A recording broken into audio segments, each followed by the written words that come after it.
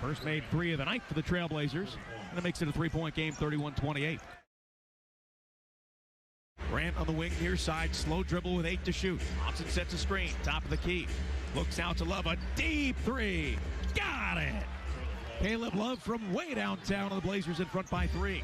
5 seconds left in the first. Floats it out to Love, up top for Hansen. 10 to shoot, now to Love. 3 for the lead. Buries it, and the Blazers are in front 33-31. As their first lead of the night. The shot blocked from behind by Klingon and scooped up by Sissoko. Across the timeline, attacks, shoves Mobley out of the way and dunks it in.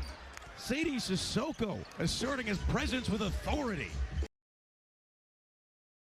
Slides it up top for Reed, nearly stolen. Now around to the corner for a wide open Avdia. Takes his time and buries the 3. Then he's got 12, matches Caleb Love for the team high. 61-52, a 9-point Trailblazers lead. Avdia near side, Grant, corner 3. Buries it in the foul. And a 4-point opportunity for Jeremy Grant. Gets it out to Grant. Ball fake, drives, gets underneath, now to Avdia. Avdia drives to the rim and dunks it in. Right down the center of the lane for a pair. 21 for Denny Avdia. Avdia.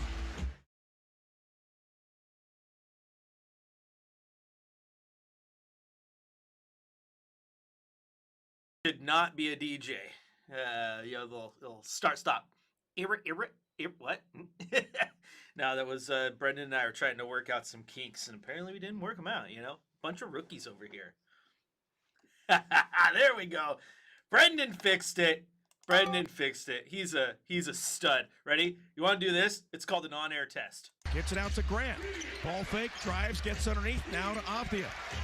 Avdia drives to the rim and dunks it in. Right down the center of the lane for a pair. 21 for Denny Avdia. 111-101.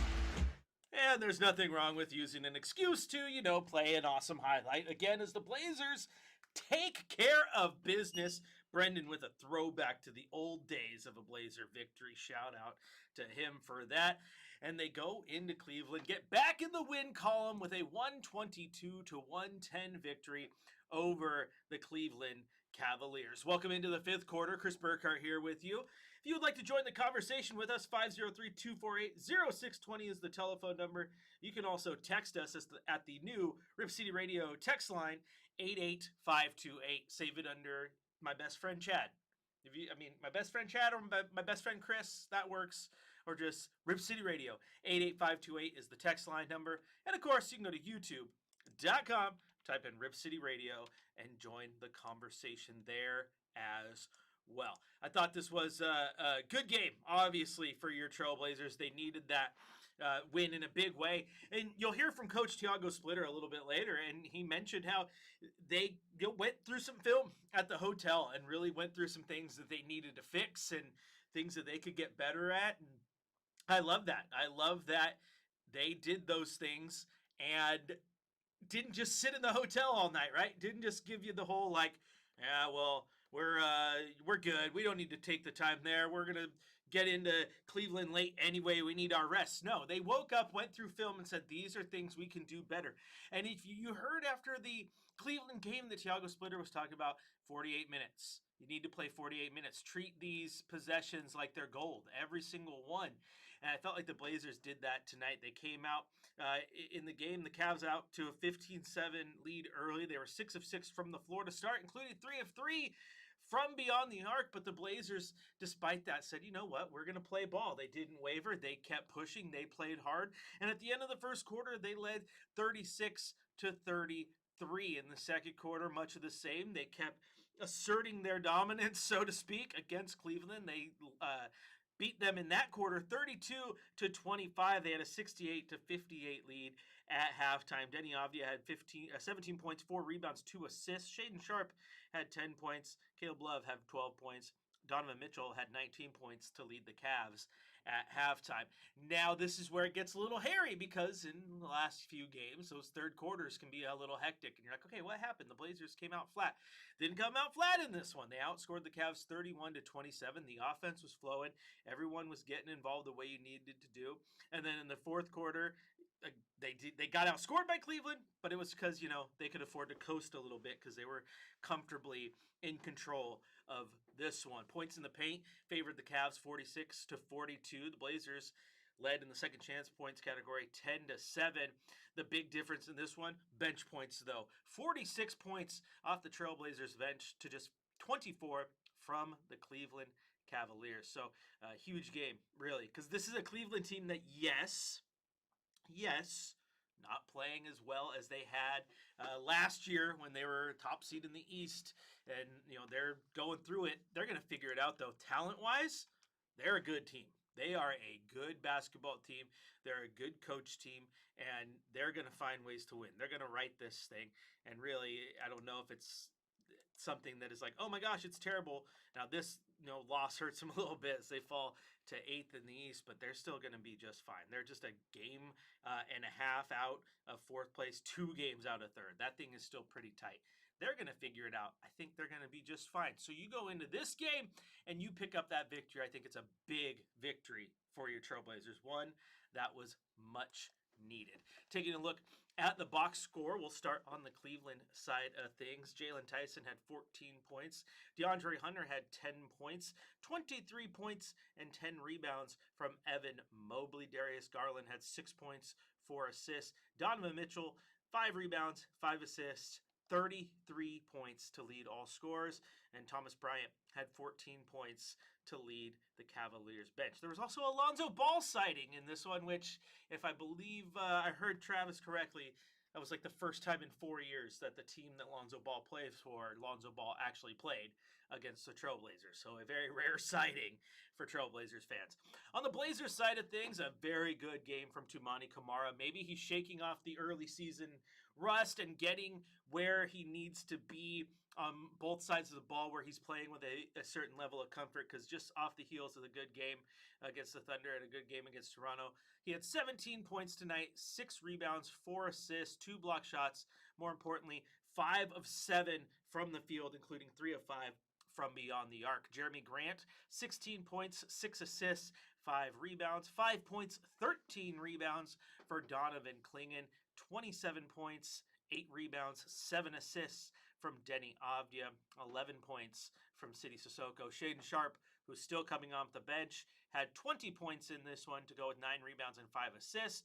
It will be interesting to see how this one goes, though, because I think it's clear that the minutes restriction probably is no longer there, because he played 32 minutes in this one, which is more than Sidy Cissoko and Donovan Clingan, who were both in the starting lineup. We will see what happens moving forward. Caleb Love, he played 27 minutes. He had 20 points off the bench as well to go along with 5 rebounds and an assist. 27 assists total, and it's something Coach Tiago Splitter talked about. You look at those numbers, those guys who they are tasking to handle the ball right now with no point guard to speak of. Well, 4 assists from Toumani, 6 assists from Jeremy Grant, 7 assists from Denny Avdia, 5 assists from Shaedon Sharpe. So everybody filling in and doing quite well. With no Robert Williams in this one, Young Hansen played about 5 minutes. He had 2 points and a rebound and a block shot. Oh, and an assist. Not too bad. Way to fill it up. Got a little something from everything in the box score. Dwight Breath also played 11 minutes in this one. He finished with 4 points. So a good performance from your Portland Trailblazers. They won the rebound battle 54-45. They only turned the ball over 11 times. That was still more than what the Cleveland Cavaliers did, but it's not one of those just, oh my goodness, god-awful days. Now, we did talk about how I wanted the Blazers to attack the rim, even though Cleveland came into this game as one of the top shot blocking teams in the NBA. I believe they were top 5, averaging around 5.5 blocks per game. What did I say pregame? I said, I want you to attack the rim. You're going to lose some, as in they're still going to get block shots because they're good at that, but maybe you get them to foul you, you get to the free throw line, you put them in awkward situations, you take advantage of that, and I think that's exactly what the Blazers did.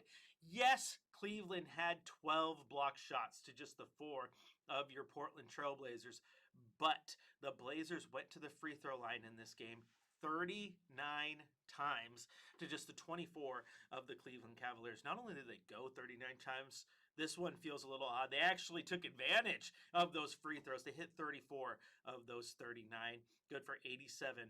The Cavs shot 87% from the free throw line, 21 of 24. But again, when you go 15 fewer times and you make 13 fewer shots in a game that was decided by 12 points, the Blazers being aggressive and getting to the line was a huge factor in this game. Don't play timid. Understand that you are going to have shots blocked because that team is good at blocking those shots, but at the exact same time, you're going to have situations where you put them in a spot where like they're going to block the shot, they're going to be aggressive, and that aggression will lead to a foul and will lead to free throws. And that's the way you need to play it. I also mentioned in the pregame show that you need to be smart around the three-point line because Cleveland came in averaging the most three-point shots in the entire NBA. They were top 5 in makes, but they aren't very good when it comes to making them. They only shoot 35%,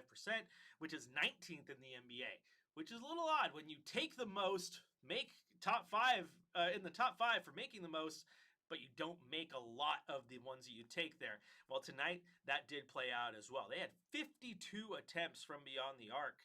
They made just 13 of them, 25% from beyond the arc. The Blazers on the other side of that were 14 of 34 or 41%.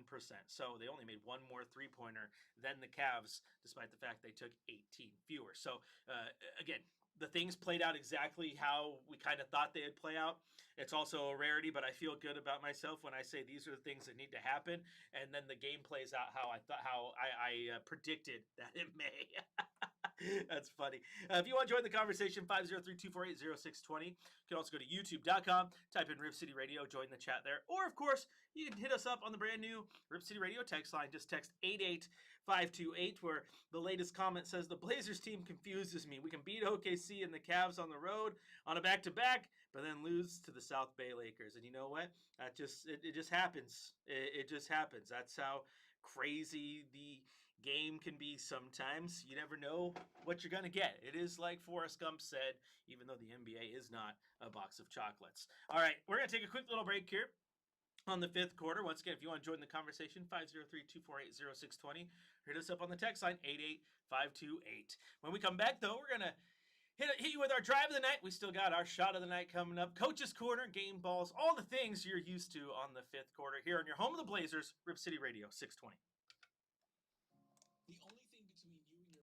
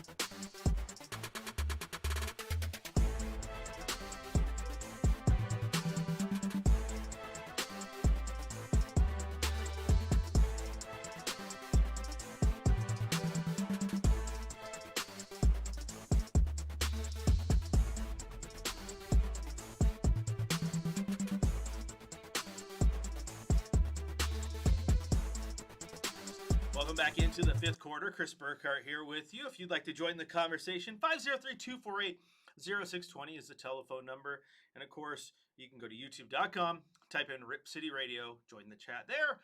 And now we have the third way, the fancy way, because we're trying to get with the times. Grab your phone. All you got to do, grab your phone, get your contacts open, add contact my friend Chad at 88528, and hit us up on the Rip City Radio text line. But this game, as we've already talked about, much needed.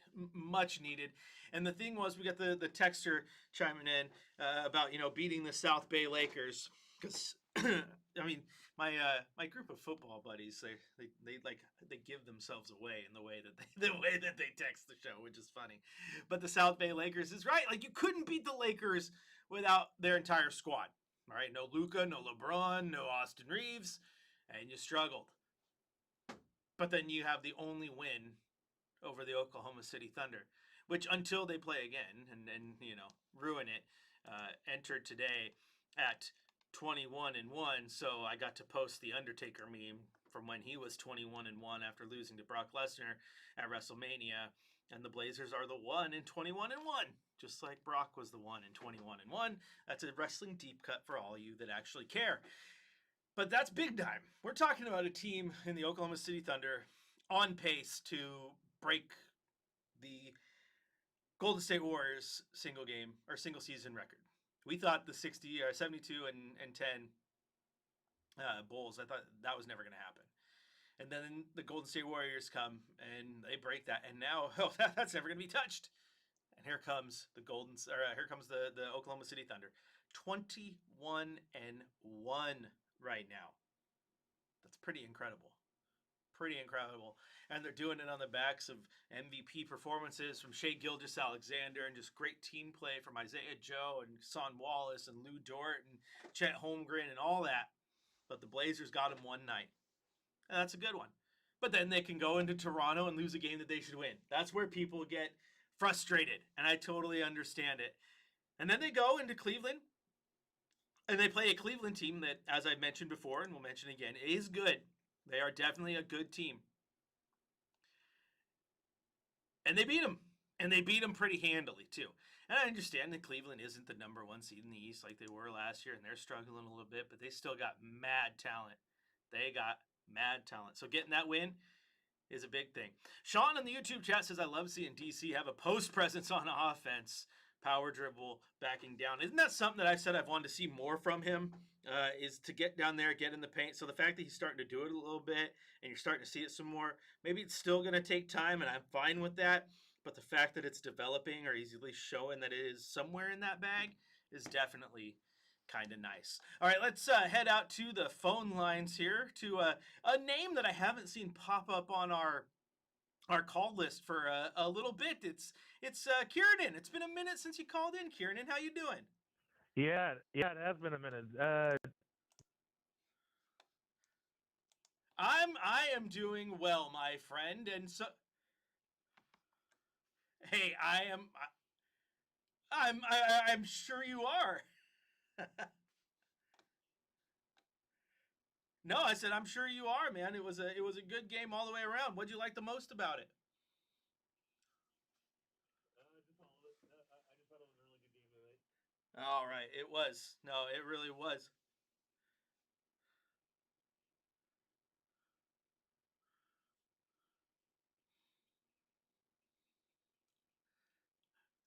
I don't know. I don't. I mean, I don't know if those knees could stand some the football, the constant battering that you get. But I don't know. He's not fast enough to play a skill position. Maybe put him at tight end and make him roll. Yeah, he definitely gets some catches. I could see him being like a stand-up defensive end too. I get there's a.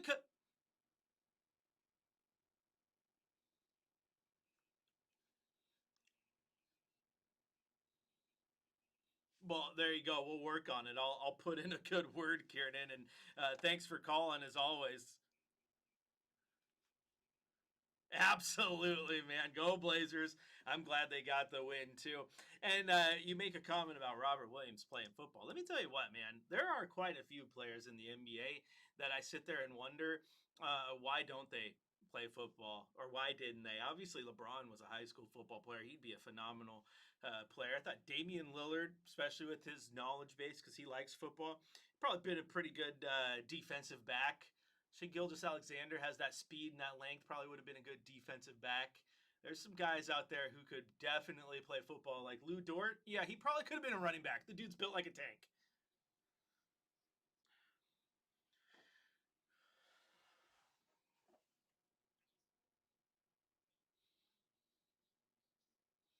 Oh, it is him. It's Yeah, he would have been fine. The other one in his prime, Russell Westbrook would have been a hell of a defensive back. He was quick. Ish Smith was actually super, super fast. He didn't have that same kind of defensive back skill set, but maybe get Victor Wembanyama in there. Make him play middle linebacker, but you don't have to load the box. Because if you're 7'6" with that wingspan, look at the amount of field you can cover with just your arms that you close off from the quarterback ever being able to get to. Think about it. Why not have a seven?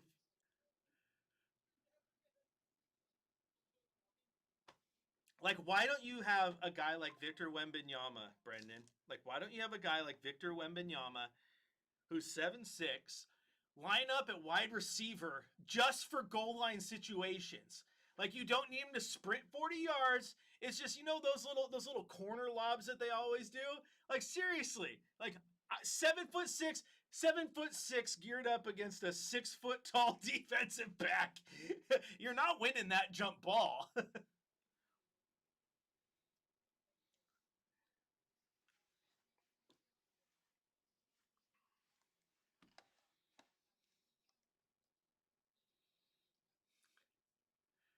That's It's pretty wild when you think about it. It's pretty wild. He would be good. He'd be like, seriously. Why didn't you have who wasn't Mike Leach that wanted to have the little person on the? What coach was it who said that you could have that so you could just throw him over the goal line? You know what I'm talking about,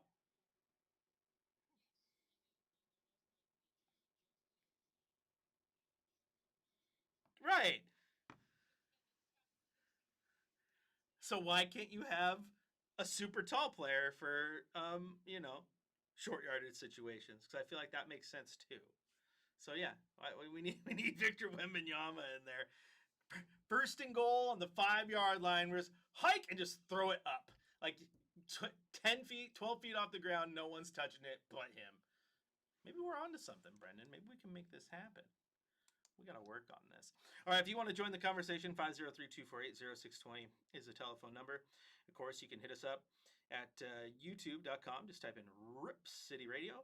And last but not least, we have the fancy new Rip City Radio text line at 88528. Hit us up there.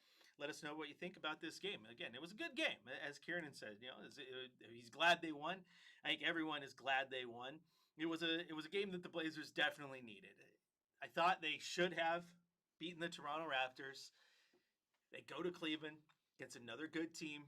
They get the W there. That's huge. Now you got to go play against the Detroit Pistons, who are the best team in the Eastern Conference right now. So that's going to be a really hard game. But you do have that Memphis and New Orleans two games to end this road trip. You could take a 5-game road trip with a chance to come back 3-2 at this point. That's successful. Absolutely successful.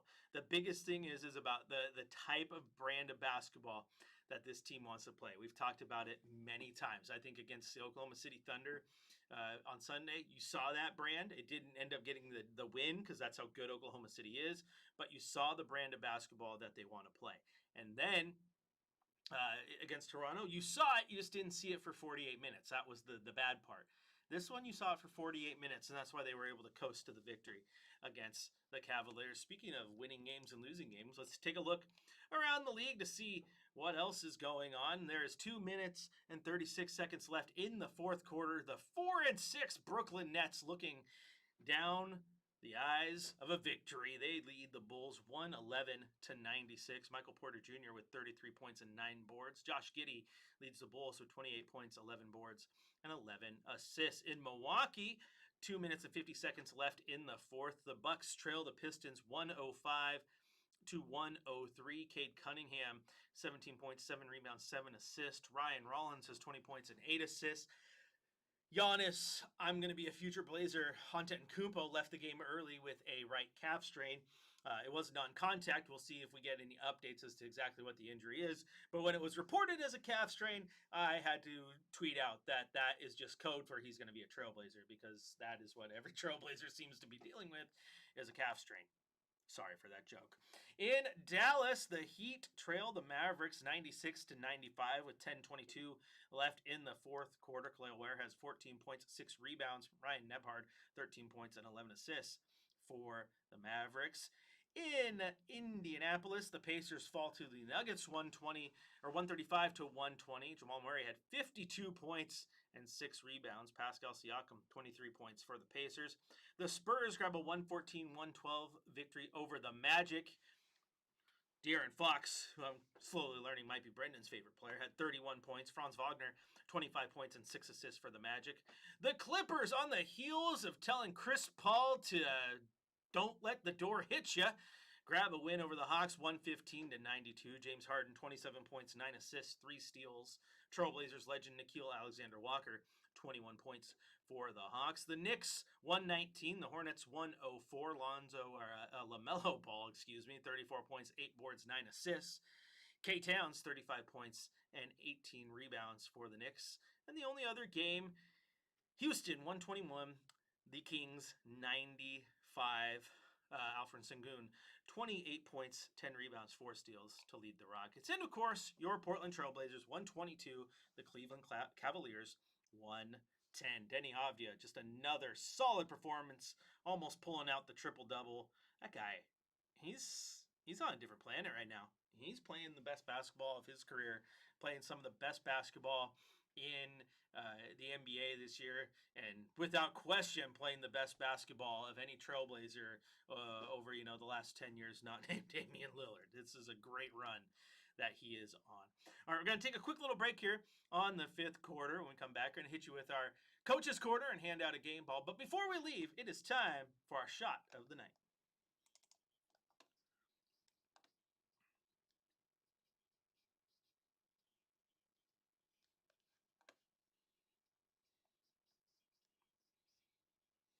Avdia, near side, Grant, corner 3. Buries it in the foul. And a 4-point opportunity for Jeremy Grant.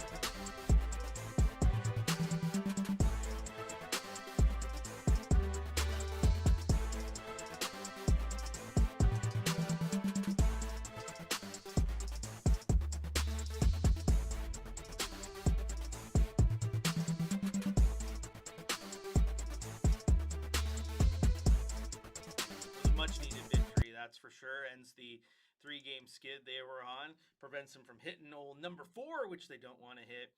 Well, they've now won, 3 or 3 and 7 in their last 10 instead of 2 and 8 in the previous 10. So, it helps them out a little bit. 9 and 13 on the year. And I talk about they got that game against Detroit. That's going to be rough, but they got Memphis on this trip still. Memphis is currently exactly in the boat they are. They are 9 and 13, 5 and 5 in their last 10. So that victory, if they can grab it in Memphis, will go a long way of getting them back on track. And then they got a game on this trip against the New Orleans Pelicans. New Orleans Pelicans, who are currently 3 and 19, the worst record in the NBA. Not good at all.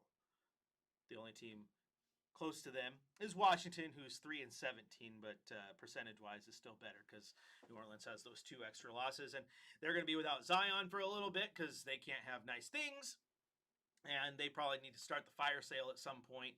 Maybe they get involved in the Giannis trade as a way to just offload some of those contracts. If Giannis gets traded, I could see that thing being a massive trade. I could see 4 or 5 teams involved if they needed to. Just everybody moving seats around. And as Brendan and I talked about on the pregame show, if you could get in on the Giannis sweepstakes and get him to Portland, I don't know how you do it, but you're definitely making calls and figuring out what it takes. I know there are some people who would be hesitant. They're like, I don't know if I'd give up the young pieces. Respectfully, that mentality is also what keeps you from getting over the hump. You got to take that risk sometimes. We're talking about a top 5 player in the NBA. We're not talking about hypotheticals. We're talking about is legit. You got to take that risk if you can get in on it. All right, let's take a break from my yakking about this game. I liked it, but you know who else liked it? Head coach Tiago Splitter. It's time to head to the Coach's Corner.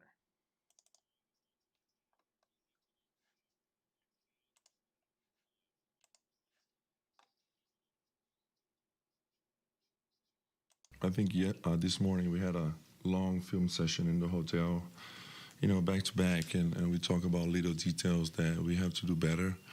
And I think the guys responded. I think they tried to do their best. They played hard. They box out. They, all the assignments that we have, our schemes on defense, on offense, they tried to do the right things and paid off. So good to see that. Of course, we made shots and we play hard, but just following the game plan and trying to do those little things. And on the flip side, the Cavs got out to a fantastic start. It was one of those games where it felt like it could have gotten away from you, but you obviously kind of rallied. What were you guys talking about during that time, and how did you make sure it didn't get out of hand?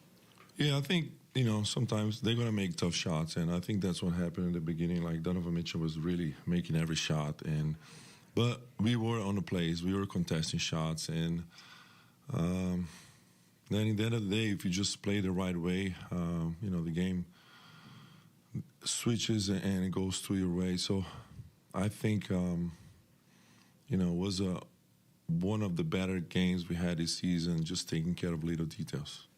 Twofold. What was key to getting to the line? Because you guys did a great job of that tonight, and how pleased were you with the way that you were able to hit down the free throws? Yeah, I mean, making the free throws is important, but also we were aggressive the whole game. I thought that, maybe we could have even more free throws, but, I understand we've been driving the whole game, and we play with 5 guys that can shoot a lot of minutes there when DC was not in the court. So we had way more space to drive and force them to make a decision, right? And, but still, Danny was 16 for 17, so that's great. He's been aggressive the whole season. Didn't change today. And then again, some guys you can rely on, Caleb and Masidi. What did you think of their performances tonight? Yeah, I mean, Caleb is one of those guys that have extremely confidence. He thinks he's always open, almost too much, but shot the ball well, not afraid of any moment. CD play hard. Defensively, just pushing the pace and being in the right spot, guarding people, bumping people, boxing out, hustle plays. A lot of guys contribute to this game, and even guys, Wap didn't play for a long time, and he was there stretching the floor for us and being effective on defense. So a lot of good things. The assists tonight were spectacular. What did you like about maybe the patience they showed to find the open man, the extra pass? Yeah, we have 27 assists out of 37 makes, so that's pretty good. Again, Jeremy has 6 assists, 24, Danny 7. So not have and Shaden 5. So not having a point guard, a true point guard out there. These guys were there making plays and finding teammates. We talk about this morning, how we gotta play together and share the ball and move the ball side to side and make it harder for the defense, and we did tonight.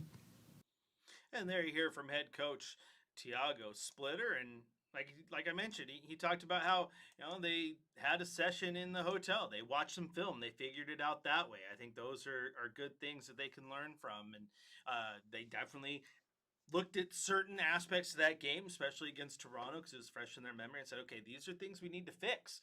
I thought the last game, the way coach talked about how you need to treat every possession like it's gold. Every single one. You can't give them up in a game that was decided by 2 possessions in the last game. If you mess up on one because you aren't paying attention, that's going to bite you. I think they treated every single possession like it was gold tonight, and it helped them get the victory, help them get out to the big lead, help them hold it.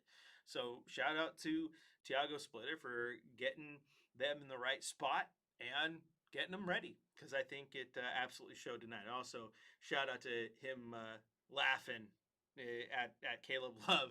Caleb Love thinks he's always open, which is so true in the best way possible, because there's also the opposite of that, and that's the player that could be wide open but always thinks they're guarded and is hesitant to shoot. Caleb Love is not hesitant to shoot, and sometimes you can't teach that. So I love the fact that he's just a gunner. He's a shooter. He's going to Kobe Bryant you with the whole shooting guard is the name of my position. That's what I'm here to do. I'm not here to pass the ball. So I thought that was kind of funny. All right, we've listened to Coach. We've seen our drive of the night, our shot of the night. I think there's still one more thing to do. We got to hand out a game ball.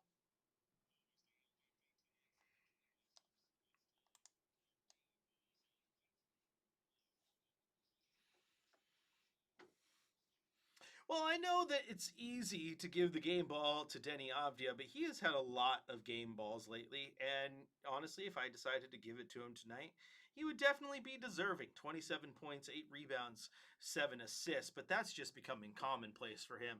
I'm going to give the game ball instead to the guy we were just talking about. I'm going to give it to Caleb Love. Why am I going to give it to Caleb Love?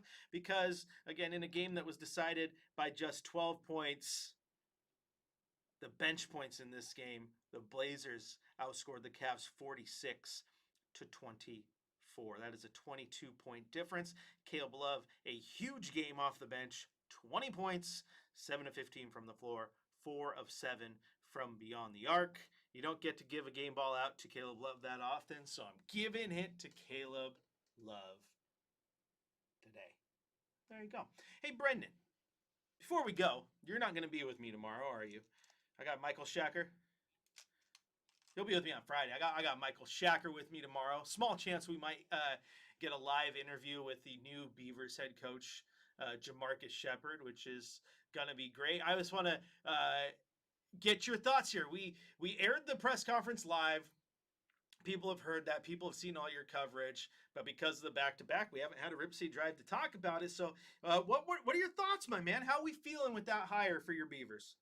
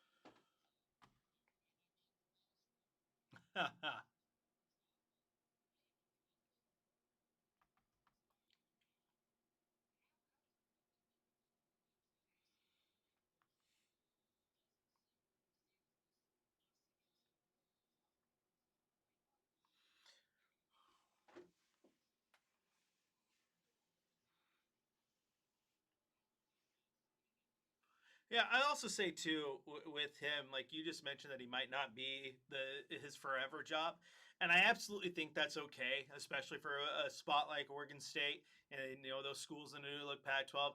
I think the difference is he comes in right now wanting to be here, and he's not viewing Oregon State as the stepping stone to his next job. If that happens, it happens, but I think we've seen in the past, and Gary Anderson might be a fool for that. Willie Taggart was kind of like that at Oregon. Like, this is my stepping stone to get to the job that I actually want. But right now, this is the job that Shepard wants. And if someone comes calling 3 years from now, here's the thing, Brendan. Here's the thing. Nobody was knocking down the doors for Trent Bray. Respectfully. Respectfully. And, Jonathan Smith, why did he get interest from the Big Ten and Michigan State? Because he was doing good at Oregon State. And then you and I have talked about that one nonstop. We thought that probably was his forever job. I think the Pac-12 dissolving had a lot to deal with that, unfortunately. Yes. Hey. Well, the grass ain't always green, but the money's green no matter what. And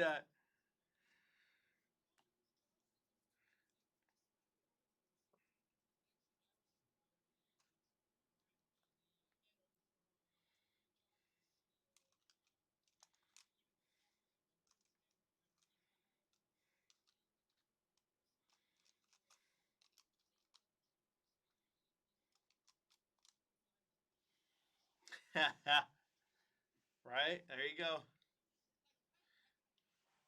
He's going to go to Kamehameha High School, lead him to a championship.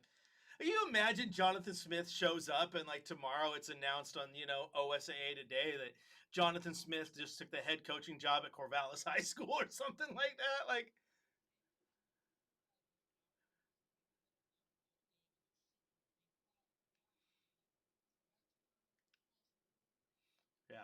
yeah, that would be kind of funny. But anyway, the whole point is, yeah, he wants to be here right now. And if 3 years from now someone comes calling for him, it's because he's turned Oregon State around, and that's a good thing.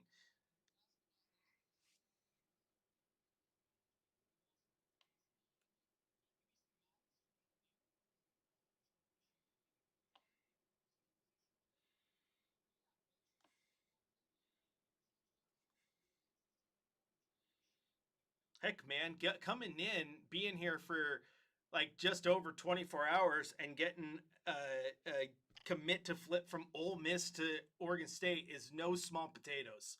That's big time, dude.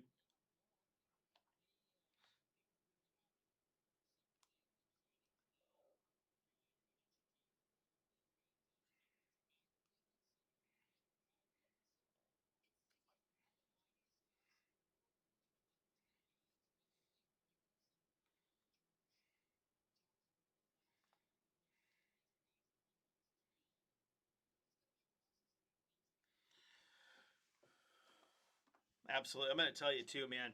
Honesty goes a long way to those recruits. They don't want to be fed BS, and a lot of coaches like to feed them BS. I think it's interesting. I'll never forget. Dan Lanning was quoted today talking about one thing. He, as the head coach, talks to every single recruit and tells them that, hey, if we want you here because we want to be successful, and if we find success, your assistant coaches might not be here the entire time you're here, pointing out to the fact that Dillingham and Stein and now Lapoy are all going on to be head coaches. And that's brutally honest. And you got to understand that, which is why Eric Armstead, I believe it was, when he was being recruited by Oregon, said that the reason he came to Oregon was because Chip Kelly was the only coach who flat out told him, I can't promise you I'll be your head coach all 4 years. I don't know where I might go or what job might come calling, but I promise you I'm going to give you my all as long as I am your head coach. And being honest is what got him the job. So hopefully Shepard can do that. And if we get a chance to talk to him, I'll ask him about that tomorrow. Ask him what he learned for the small stint in Western Kentucky with Willie Taggart, a guy that I think changed Oregon. I mean, you think about this coach in particular. I mean, yes, Willie Taggart didn't have success, but he still was good at what he did when it came to recruiting. But for this guy to go to learn under Mike Leach, to be with Willie Taggart, to learn under Kalen DeBoer, who I will fight tooth and nail, might be one of the best X's and O's coaches out there. Like, yeah, I think Oregon State got a good one. I had to do you a favor. You worked hard for me today. You picked me up and got me here on time, so I had to let you talk Beavers.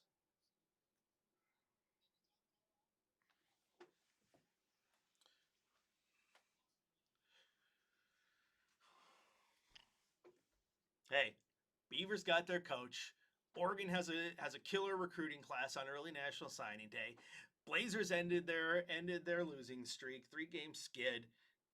It's a good few hours, 48 hours or so to be a sports fan in the Pacific Northwest. All right, that's going to do it for the fifth quarter. Thanks for tuning in. We'll be back at it, though, on Friday. As Brendan mentioned, he'll be with me again. The A team, the Butcher and the Slaughter. It's Blazers versus Pistons. The Blazers looking to get a win over the top team in the Eastern Conference. It's going to be a battle, but it should be a good one. Tip-off is at 4:30, meaning I'll have game day for you at 2:30. Once again, Blazers go into Cleveland and they grab the 122-110 victory over the Cavaliers. For super producer Brendan Slaughter on the other side of the glass, I'm your host, Chris Burkhardt. Riff City, I'll talk to you on the next one.